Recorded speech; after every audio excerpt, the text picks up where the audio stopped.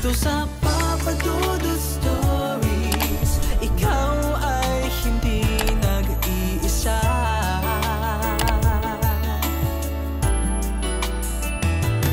Dito sa Papa Dudut Stories, may nagmamahal sa'yo. Papa Dudut Stories. Papa Dudut Stories. Sa lahat po ng mga nakatutok ngayon, huwag pong kalimutan mag-like, mag-share at mag-subscribe. Maraming salamat po sa inyong lahat.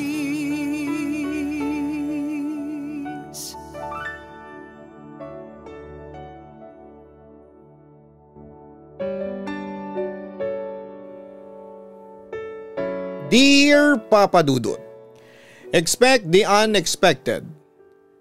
Maraming bagay o pangyayari na hindi mo inaasahan ang kusang darating sa iyo.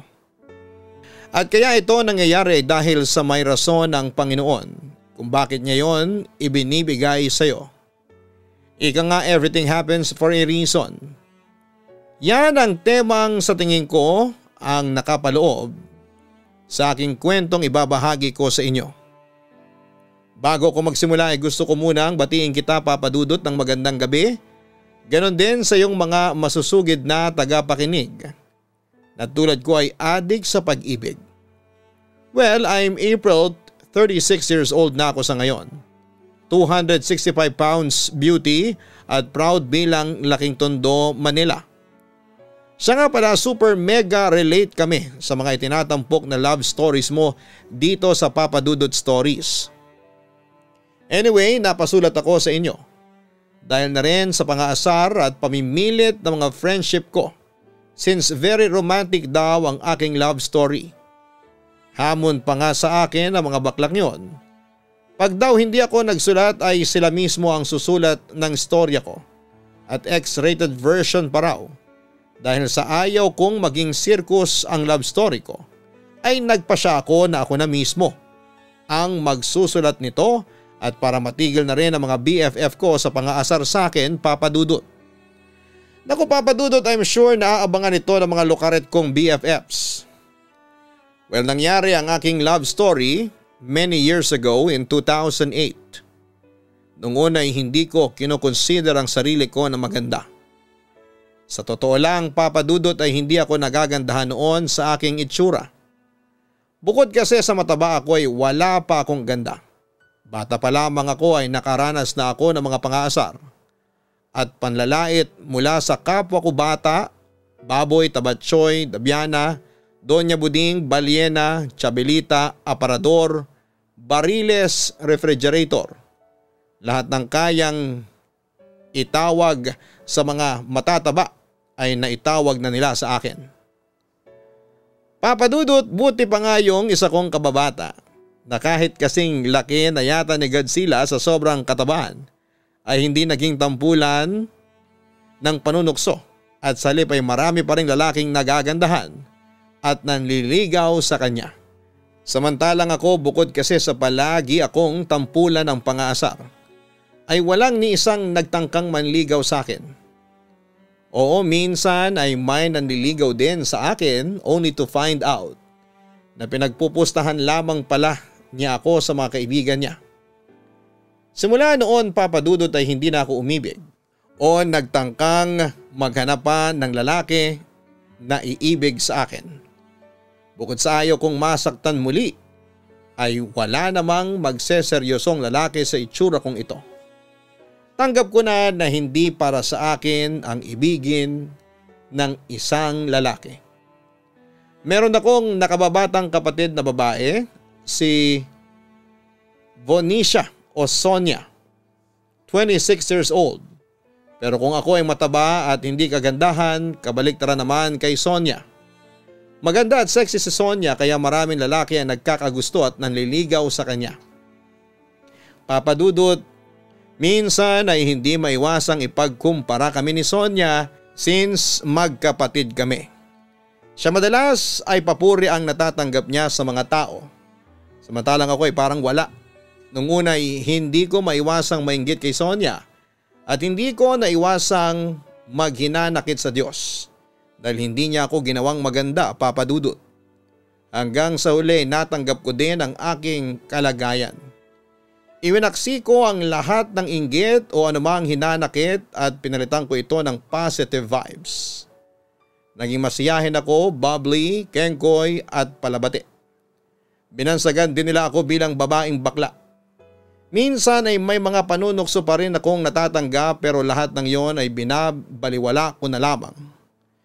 In fairness naman sa kapatid ko, Papa Dudut, kahit na nabiyayaan ng kagandahan, ay nanatili pa rin siyang mapagpakumbaba, mabait at palakaibigan. Yun nga lang ay masyado siyang magastos, easy-go-lucky at sobrang down to earth.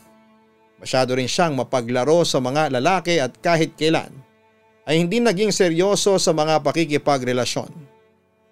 Ako naman bilang nakakatandang kapatid ay pinangaralan ko na lamang siya. Ibinibigay ko sa kanya ang sa tingin kong best advice para sa kanya. In the end, hanggang payo lang naman ako sa kanya kasi siya rin naman ang masusunod sa pagpapatakbo ng buhay niya. Best buddies kami ni Sonia sa lahat ng mga gimmick, mga racket at kung anik-anik pa. At dahil close nga kami ni Sonia ay madalas siyang magsabi ng kanyang mga sekreto sa akin. Lalo na sa kanyang mga manliligaw at natitipuhang mga lalaki. Kaya masasabi kong updated ako sa mga lakad ng aking nakababatang kapatid, Papa Dudut. Samantala isang araw ay kakauwi ko lang noon galing sa trabaho nang salubungin ako ng aking kapatid. Para ipakita sa akin yung bago niyang cellphone na na-avail niya noon sa swapping sa Tutuban. Kahapon, nagpaswap ako ng cellphone sa Tutuban. Tapos inisa-isa ko ang mga features nito until I found some handsome pictures of this guy. Tapos iniwan pa niya ang bagong number niya sa contacts ng cellphone. Kwento ni Sonia sa akin. Kaloka ha? Iniwan pa talaga niya ang pictures at number niya? Natatawa kong sabi. Ate, tingnan mo tong mga pictures niya, oh, ang gwapo niya. Sabi sa akin ng aking kapatid. Dahil sa na-curious ako ay tinignan ko na rin ang cellphone na hawak nito. At aaminin kong nagwapuhan nga ako doon sa lalaking dating may-ari ng phone ng kapatid ko. Siyempre Ate April, tinext ko din si Guy. Tapos nag-reply siya kaagad. Eto basahin mo. Dagdag pa ni Sonia at ipinabasa nga niya sa akin ang text message noong lalaki. Hi Sonia, pasensya ka na at nakalimutan kong tanggalin ang mga pictures at number ko bago ko pinaswap noong isang linggo sa Tutuban ng cellphone ko. Anyway, I'm glad that sa napunta sa iyo ang cellphone number na yan. Matagal kong iningatan yan. Basa ko. Ayan lang? Disappointed kong tanong. Hindi man lang kinilig ang atay at balon-balunan ko. Dagdag ko pa habang natatawa. Wait, heto pa oh. Eto basahin ko para sa iyo. Pagkatapos ay binasa nga ni Sonia ang ibang text message sa kanya ng lalaki.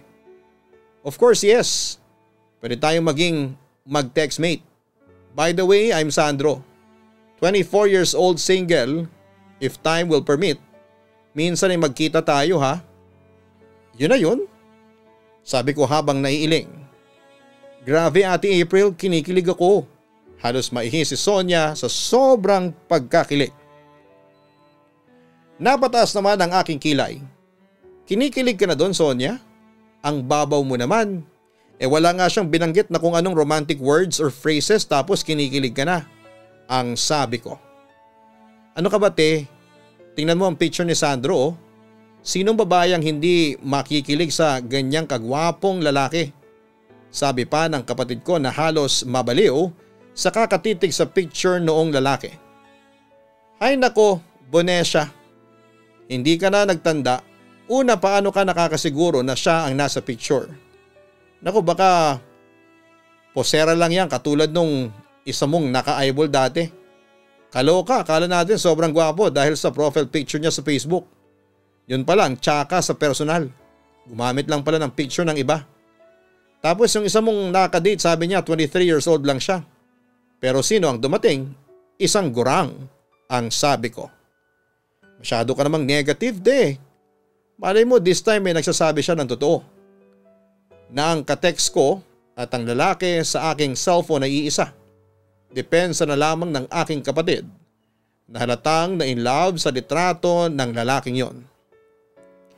Papa Dudut, inaamin ko na humanga ako ng sobra sa larawan ng bagong katextmate ni Sonia.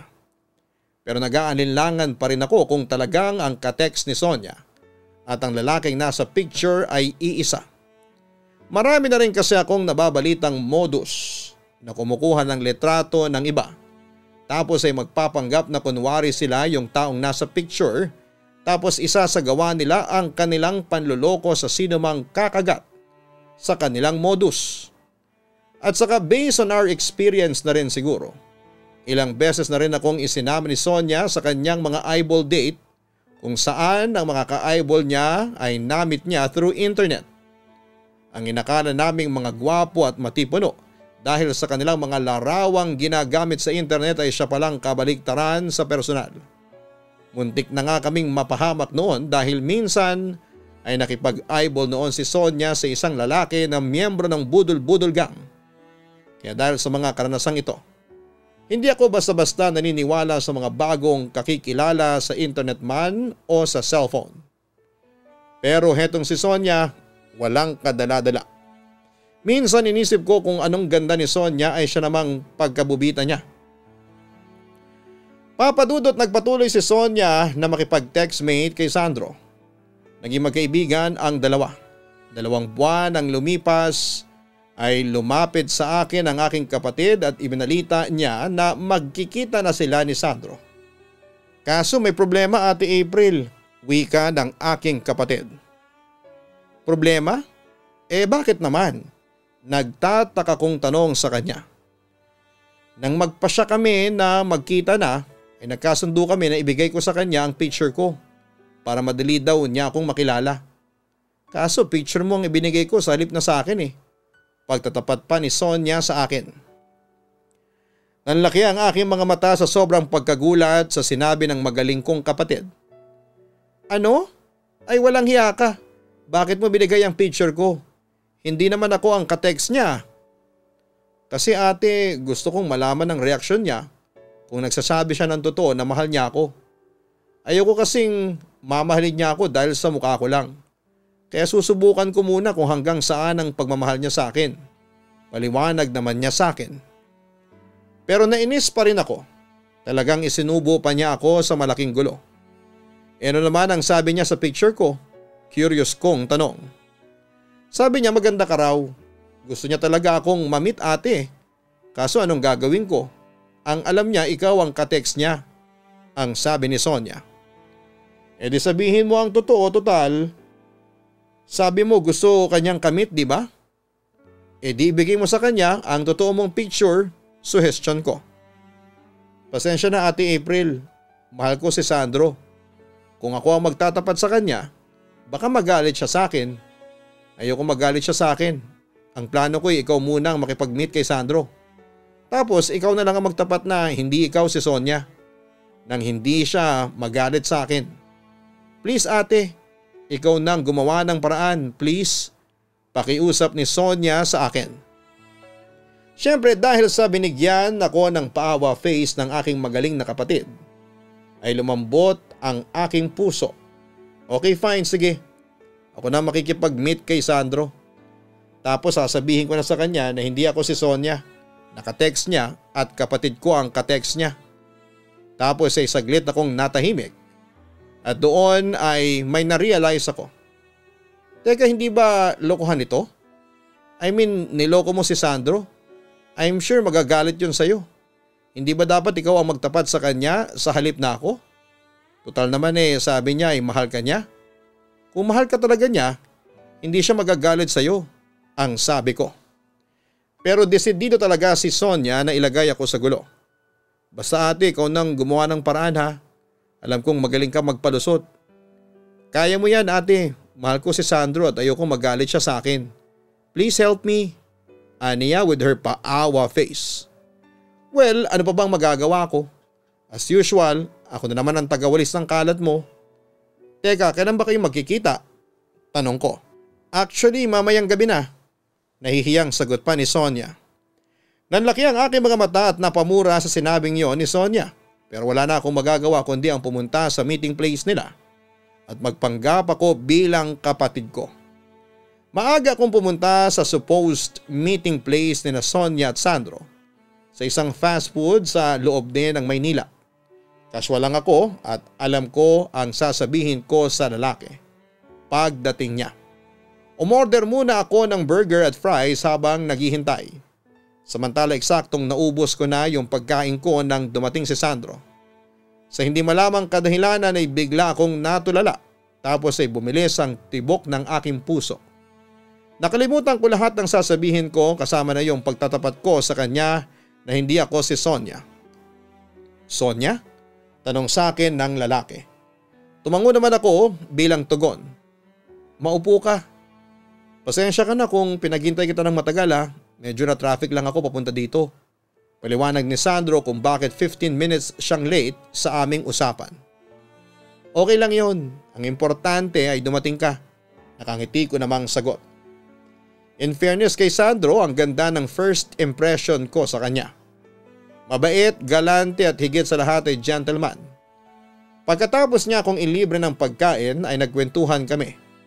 Pero ingat ako sa pagkukwento dahil baka may masabi akong taliwas sa sinabi sa kanya ni Sonia. I'm happy right now. You know what? Sobrang saya ko ngayon. Dahil sa wakas ay nagkita at nagkasama na tayo, Sonia. Ang sabi ni Sandro sa akin. Buti naman natanggap mo ko kahit na mukha kong napabayaan sa kusina, ang sabi ko. Pagkatapos ay bahagyang tumawa pa. You look gorgeous, kaya nga nahuli mo ang puso ko, reply sa akin ni Sandro. As expected ay nakaramdam ako ng tila kuryenteng gumagapang sa buong katawan ko and I like it so much. May I ask you something? Are you sure na you love me? You know, we both express our feelings through text message. We both agreed that we will go beyond friendship. Pagpapatuloy ni Sandro, detailing some conversations nila ng kapatid ko. At nanlaki ang mga mata ko sa sobrang gulat. Hindi ko alam nung una kung ano ang sasabihin ko. Ngunit agad din akong nagsalita sa naghihintay na si Sandro. First time pa lang nating magkita sa personal, love na kaagad. Natatawa ko na lang nasabi. Pero gusto kong maging matibay muna ang friendship natin. Gusto kong makilala ka ng husto. Paliwanag ko na lang sa kanya. Kung sabagay tama ka, pagsang-ayon ni Sandro sa akin. By the way, bakit hindi natin gawin ang pagkakataon na ito sa getting to know stage natin? Iba pa rin kasi kung personal na magpapakilala sa isa't isa. Sa text o chat pwede ka pang magpanggap pero kung personal, it lessened the risk of masquerading, suhestyon pa niya. Agree ako sa sinabi mo, sabi ko sa kanya. Ako na magsisimula. I'm Sonia Alcantara, standing at 5'4" and weighing 265 pounds. At nagtatrabaho ako bilang hairdresser. Pakilala ko ulit kay Sandro. Akala ko ba accountant ka? Nagtatakang wika pa ni Sandro. Natigilan ako at namutla papadudot. Strike 1. Hindi naman sinabi ni Sonia sa akin na accountant pala ang pakilala niya kay Sandro. Chika ko lang yon, sorry. Hairdresser talaga ako. Napangiti sa akin si Sandro. Okay lang yon, anyway I'm Sandro Chang. 24 years old, a call center agent. I love watching movies and reading books. My favorite pastime is going to the gym and yoga 3 times a day. And I love basketball. Pakilala naman niya sa akin. Pasensya ka na kung dito lang muna kita dinala sa fast food. Next time sa sweldo ko sa katapusan, sa magandang restaurant na kita dadalhin. Pagpapatuloy pa niya. Natuwa ko sa narinig ko. Talaga may next time pa? Of course, Sonia. Actually, you're better in person than in text. I'm glad I met you in person, sabi ni Sandro with accent. Our first meetup was unforgettable one. Masayang kausap at kasama si Sandro. That night ay nagpalitan kami ng kwento tungkol sa amin. Bagamat nagpakilala ako bilang si Sonia ay wala na akong sinabing anumang kasinungalingan. Ipinagtapat ko na sa kanya ang totoo naming buhay sa Tondo. Ganon din si Sandro. Ikinuwento niya sa akin na isa siyang nursing graduate ngunit hindi siya makahanap ng trabaho bilang nurse ay nagpa siya na lamang siyang maging call center agent. Siya kasi ang breadwinner ng pamilya. Pinag-aral niya ang kanyang 2 pang kapatid sa high school at tinutulungan din niya minsan ang kanyang nanay na magluto ng siomai. Ikinuwento rin sa akin ni Sandro ang tungkol sa tatay niyang negosyanteng incheck. Noon ay hindi siya nito kinikilala bilang anak dahil may iba itong pamilya. Ngunit kinalaunan ay kinilala na rin siya sapagkat siya lamang ang isang lalaki na anak ng kanyang tatay. Kaugalian kasi ng mga incheck na ipamana ang kanilang mga negosyo at ari-arian sa lalaking anak. Ngunit ilang beses tinanggihan ni Sandro na mag-manage ng negosyo ng kanyang ama at sa halip ay sa call center niya napili magtrabaho. Papa Dudut, Sandro is such a nice person. Kaya naman nakaka-feel ako ng guilt sa tuwing maaalala ko ang pagpapanggap ko bilang si Sonia. Actually, matagal ko nang gustong ipagtapat sa kanya ngunit tila pinipigilan ako ng tadhana. Nagpatuloy ang pagpapanggap ko bilang si Sonia lingid sa kalaman ng aking kapatid. Naging madalas ang paglabas namin ni Sandro. Madalas din niya akong ayaing manood ng sine. Sa kabilang banda ilang beses akong tinanong ni Sonia kung naipagtapat ko na kay Sandro ang katotohanan, ngunit panay ang alibay ko.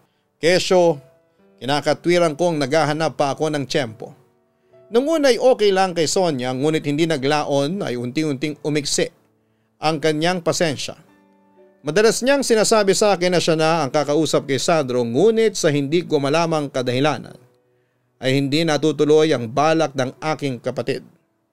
Nagpatuloy ang pagkikita namin ni Sandro at inilihim ko yon kay Sonia. Walang kaalam-alam ang aking kapatid na tuluyang nahulog na ang loob ko kay Sandro. Iniibig ko na ang lalaking iniibig rin ng aking kapatid. Thanks Sonia for being with me tonight. Masaya ako at magkasama tayo ngayong gabi, ang sabi pa ni Sandro. Pagkatapos ay hinawakan niya ang aking kamay at humarap siya sa akin. I love you more than a friend, pagtatapat pa niya. Hindi ako makapaniwala sa sinabi niyang yon at aaminin kong masaya ako pero meron din akong guilt na nararamdaman sa aking puso. Paano na lamang kung malaman ni Sandro na hindi ako si Sonia? Buti na lamang noong 2008 ay hindi pa masyadong patok ang social media like Facebook. Kasi kung ginawa ko yung pagpapanggap na yon ngayong 2024, baka matagal na akong nabuking ni Sandro.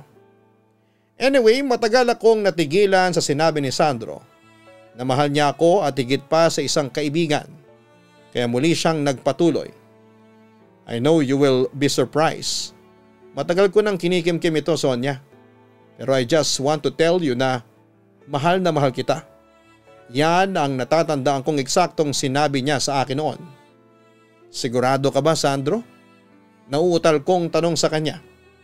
Hindi ko alam kung ano ang sasabihin ko sa kanya that time. Nagkatinginan kami. Hindi ba kapanipaniwala ang sinasabi ko? Seryosong tanong niya sa akin.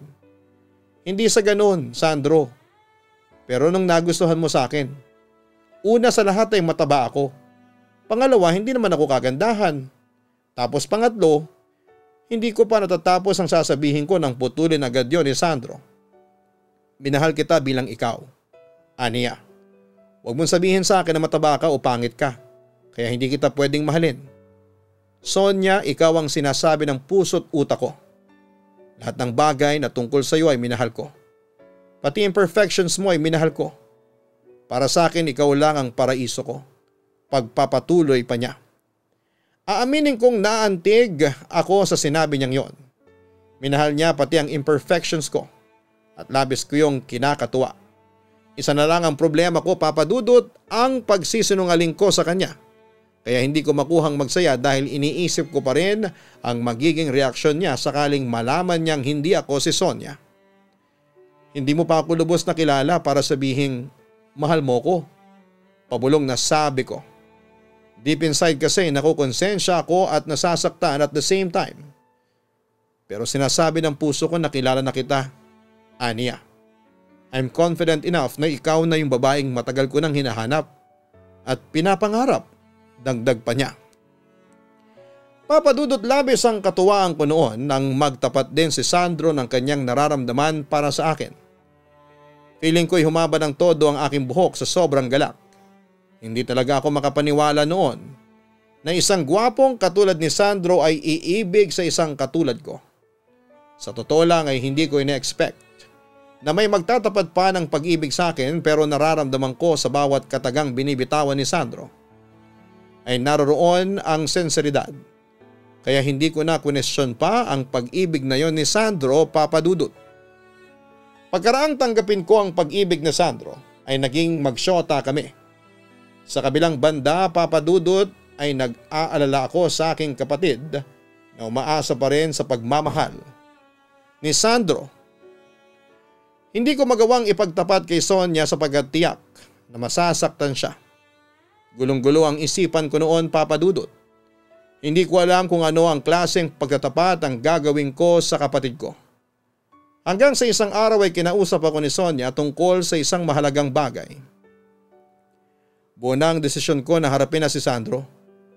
Ako na mismo ang magtatapat na ako ang tunay na Vonecia, ang kanyang textmate. Seryosong sabi ng aking kapatid. Napabuga ako ng hangin at nilakasan ko na ang aking loob na aminin na kay Sonia ang totoo. I'm sorry Sonia, pero kami na ni Sandro. Boyfriend ko na siya. Ate, alam mo namang mahal ko si Sandro. Bakit mo ginawa sa akin to? Traidor ka, mga agaw ka. Galit na sabi niya sa akin pagkaraang malaman niya ang katotohanan. Hindi ko kailanman inagaw sa iyo si Sandro. In the first place, ikaw ang dapat sisihin. Kaya hindi ka minahal ni Sandro, hindi ko na kailangan pang ipaliwanag yan dahil alam mo naman yan. Tugon ko. Medyo napataas na rin ang boses ko dahil sa sobrang tensyon. Papa Dudut, simula noon ay wala na kaming naging kibuan pa ni Sonia. Alam ko na ang nararamdaman ko na labis siyang nasasaktan. Awang-awa ako sa kapatid ko at madalas ko siyang nakikitang umiiyak at nagmumukmok sa kanyang kwarto at gusto ko man siyang aluin, ngunit hindi ko magawa sapagkat ako ang may kagagawa nito. Sa totoo lang, Papa Dudut, nadurog ang puso ko noon sa tuwing nakikita kong malungkot si Sonia. Kaya agad akong nagpasya na ipagtapat na kay Sandro ang lahat. I have something to tell you, Sandro. Dapat matagal ko nang sinabi ito sa iyo. Hindi ako si Sonia. Hindi ako si Vonecia. Nauna mong nakatext. Pag-amin ko sa kanya. Pero tulad ng aking inaasahan, ay naguluhan lamang si Sandro sa aking sinabi. April ang tunay kong pangalan. Si Sonia, siya yung kapatid kong bunso. Siya yung una mong nakatext at nagpanggap lamang ako bilang siya. Pagpapatuloy ko. Sorry, pero paano nangyari yon? Bakit ka nagpanggap na ikaw ang kapatid mo? Care to explain para maintindihan ko? Ang sabi pa ni Sandro na seryoso at parang gustong maggalit sa akin. Huminga muna ako ng malalim bago ako nagpaliwanag sa kanya. How do I start? Una sa lahat, kapatid ko si Sonia. Siya talaga ang katext mo. Pero nung panahong nag-decide kayong magkita ng personal, ay natakot ang aking kapatid. Nagtapat kasi kayo ng pagmamahal sa isa't isa sa text pero hindi sigurado si Sonia sa ipinagtapat mo. Kaya sinubukan ka niya sa pamamagitan ng pagpapadala ng litrato ko sa halip na litrato niya. Sa pagpapadala ng pangit na litrato ko ay upang mapatunayan niya kung hanggang saan mo siya kayang mahalin. Pinakiusapan ako ng kapatid ko na makipag-meet sa iyo at ipagtapat ang lahat. Paliwanag ko. Pero bakit hindi mo agad ipinagtapat sa akin? Usig niya sa akin, Papa Dudut. Binala kong ipagtapat sa iyo. Ngunit hindi matuloy-tuloy dahil na rin sa dumating na unexpected na pangyayari. Ang sabi ko. Pagkatapos nun ay napaiyak na ako. I'm sorry, Sandro. Sa pagkakataong yun ay nawala sa mukha ni Sandro ang galit at sa halip ay hinawakan pa niya ang dalawa kong kamay. I don't care kung sino ka man. Ang mahalaga ay mahal kita. Sabi pa niya sa akin. Pero agad akong bimitaw sa pagkakahawak niya sa mga kamay ko. Hindi ako ang dapat mong mahalin. kundi ang tunay na Sonia. No, walang makakadikta sa akin kung sino ang dapat kong mahalin. Pagtutol pa ni Sandro. Please Sandro, mahal na mahal ka ni Sonia. Kung alam mo lang kung gaano siya nasaktan nung malaman niyang inagaw kita sa kanya. Nakikiusap ako Sandro, baka may puwang pang tunay na Sonia sa puso mo. Sana mahalin mo din siya ng tulad ng pagmamahal mo sa akin. Pakiusap ko sa lalaking mahal ko. Papa Dudut, para sa akin isang mabigat na desisyon ang ginawa kong yon. Ang pakawalan si Sandro para sa kapatid kong umaasa pa rin na mamahalin siya ng lalaking minahal ko ng lubos. Pero hindi yun naging madali para kay Sandro dahil para sa kanya. Ako pa rin ang mahal niya. So pagkatapos ng lahat ay ipamimigay mo lang ako na parang laruan? Tama na April, hindi ako laruan para paglaruan mo ng ganito. May halong pagtatampo ng wika ni Sandro. Tapatin mo nga ako? Mahal mo ba talaga ako? Tanong niya sa akin. Oo Sandro, mahal na mahal kita. Sa totoo lang ay masakit sa akin itong ginagawa ko. Pag-amin ko sa kanya. Pero hindi ako ang babae na para sa iyo. Pero si Sonia ang makapagbibigay sa iyo ng pagmamahal na hindi ko kayang ibigay sa iyo. Pagpapatuloy ko pa. No April, ikaw ang nagbigay ng sapat na pagmamahal na minimithi ko. Ikaw lamang ang babaeng mahal ko. So kung mahal mo rin ako, bakit mo ako sinasaktan ng ganito? Buong desisyon ni Sandro. Ngunit sa halip na tanggapin ay tinalikuran ko na lamang siya. Patakbo akong lumayo sa kanya habang naririnig ko ang kanyang pagtawag at pagmamakaawa sa akin. Papa Dudut, yon ang pinakamasakit na desisyong ginawa ko sa aking buhay. Ang iwanan si Sandro. Tinis ko ang sakit na yon alang-alang sa aking kapatid. Maapdi man sa puso ay alam ko rin na makaka-move on din ako at makakalimutan ko si Sandro.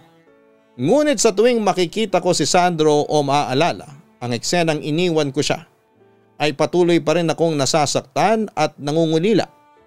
Mas lalong sumasakit ang aking puso nang makita kong magkasama sina Sandro at Sonia na masaya.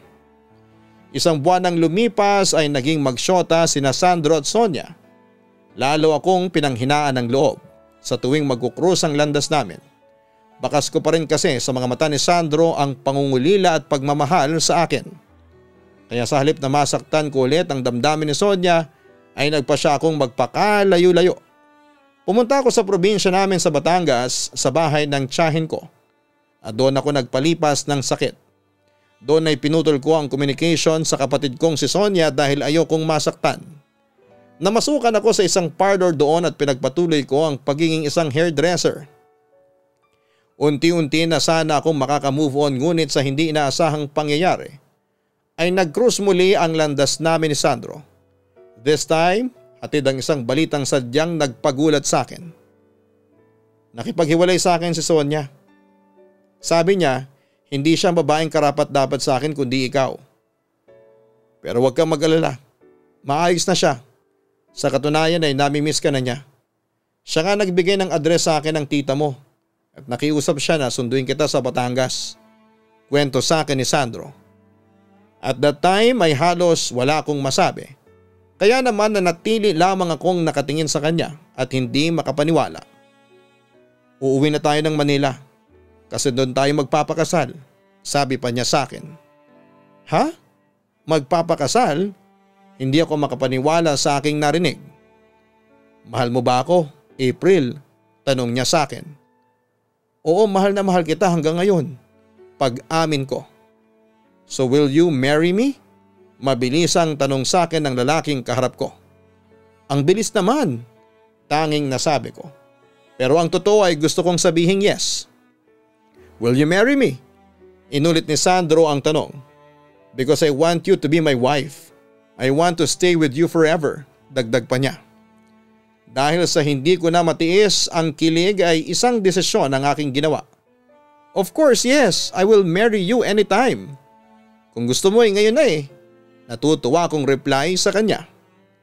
Papa Dudut, nagulat ako sa mga sumunod na nangyari. Pag uwi namin ni Sandro sa Maynila ay sanalubong ako at binati ni Sonia. Nag-usap kami ng aking kapatid. Ipinagtapat niya sa akin na na-realize niyang hindi sila para sa isa't isa ni Sandro. Masaya rin niyang ibinalita sa akin na may bago siyang ka-textmate at isang foreigner. Naloka ko kasi super gwapo nung guy. At nakabingwit na naman ng gwapo ang lukarit kong kapatid. On the other hand ay nangako si Sonia na tutulong siya sa paghahanda sa kasal namin ni Sandro. 2 araw mula nang bumalik kami sa Maynila ay ipinakilala na ako ni Sandro sa kanyang mga magulang. Lalo na sa kanyang amang Chinese. At ang nakakaloka dito ay nag-nosebleed ako habang kausap ko ang kanyang pudra. Papa Dudut, paano ba naman kasi hindi ko maintindihang magtagalog ang tatay niya kasi purong Chinese. Pero in fairness, super bait at super accommodating nito.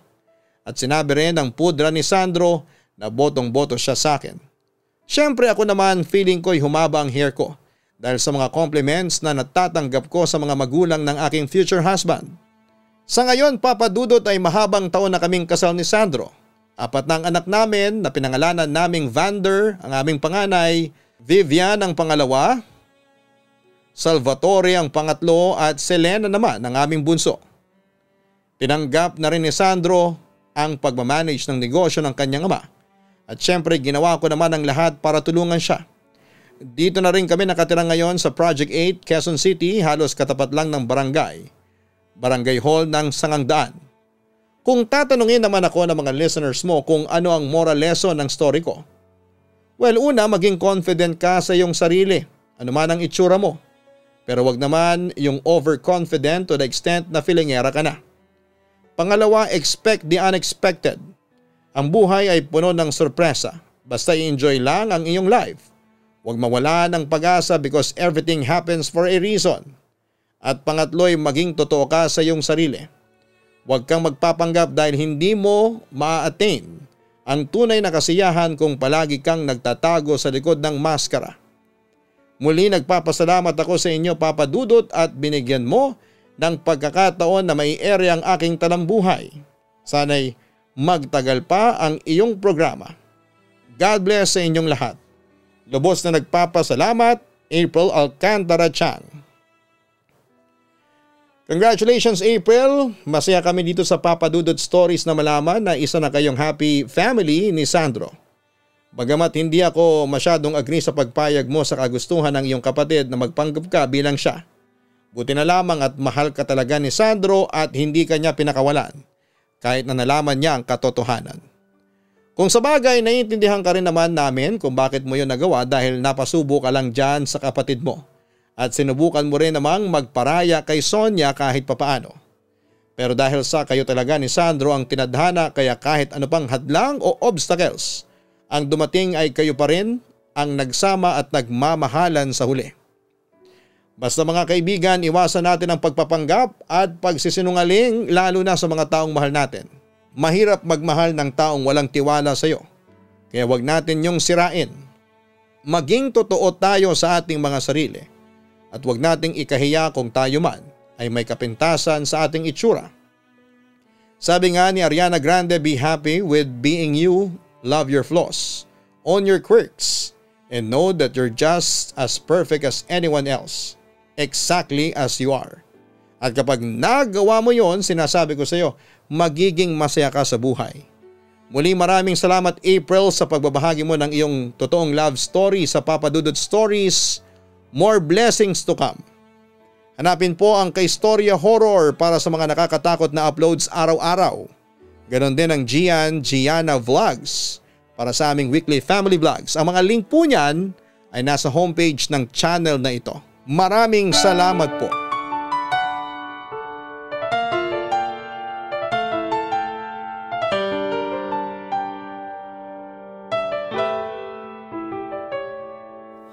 Ang buhay ay mahiwaga, laging may lungkot at saya.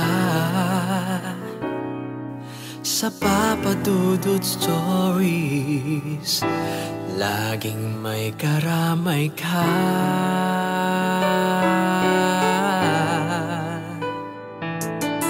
Mga problemang kay bigat, ito ay pakikinggan ka sa Papa Dudut Stories.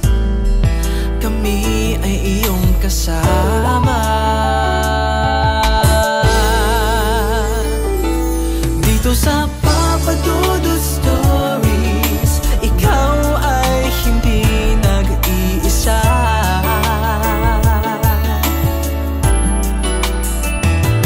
Dito sa Papa Dudut Stories may nagmamahal sa'yo. Papa Dudut Stories. Papa Dudut Stories.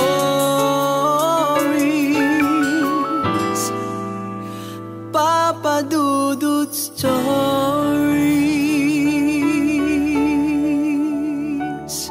Hello mga ka-online, ako po ang inyong si Papa Dudut. Huwag kalimutan na mag-like, mag-share at mag-subscribe. Pindutin ang notification bell para mas maraming video ang mapanood ninyo.